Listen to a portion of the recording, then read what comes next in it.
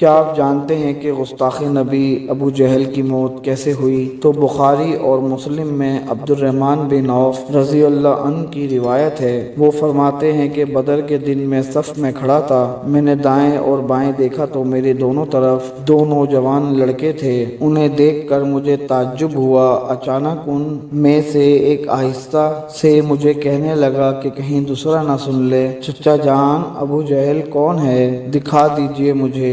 میں نے حیران ہو کر پوچھا، بھتیجے تو اسے دیکھ کر کیا کرے گا؟ وہ بولا کہ مجھے پتا چلا ہے کہ وہ ہمارے پیارے نبی صلی اللہ علیہ وآلہ وسلم کو گالیاں دیتا ہے، ستاتا ہے، ہمارے نبی کو تکلیف دیتا ہے۔ قسم اس ذات کی جس کے ہاتھ میں میری جان ہے، اگر میں نے اسے دیکھ لیا تو میرا وجود اس کے جسم سے الگ نہیں ہوگا یہاں تک کہ میں اس کا نام و نشان نہ مٹا دوں۔ اس کی یہ بات سن کر مجھے بہت تعجب ہوا۔ اتنے میں دوسرے نے بھی مجھ سے یہی بات کہی، اور اسی دوران اچانک سے مجھے ابو جہل نظر آ گیا۔ وہ اپنے لشکر میں بھاگا بھاگا پھر رہا تھا۔ میں نے کہا، دیکھتے ہو وہ ہے تمہارا شکار جس کے بارے میں تم مجھ سے پوچھ رہے ہو۔ یہ سنتے ہی وہ اپنی تلواریں لے کر ابو جہل کے طرف دوڑے اور جاتے ہی اس پر تلواریں چلا دیں اور اس کا نام و نشان مٹا دیا، اور ایک ایسا وار کیا کہ ابو جہل ایک ہی وار میں قتل ہو گیا۔ پھر وہ دونوں بھاگتے ہوئے رسول اللہ صلی اللہ علیہ وآلہ وسلم کے پاس گئے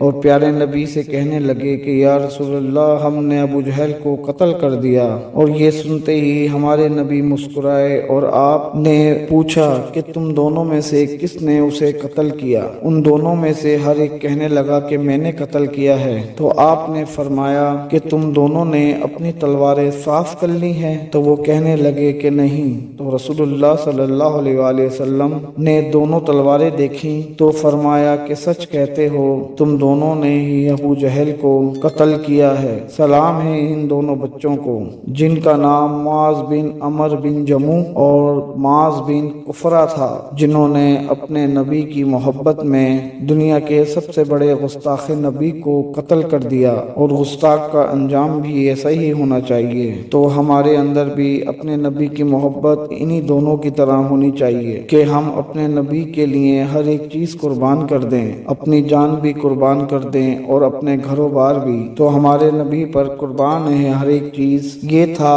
آج کا قصہ۔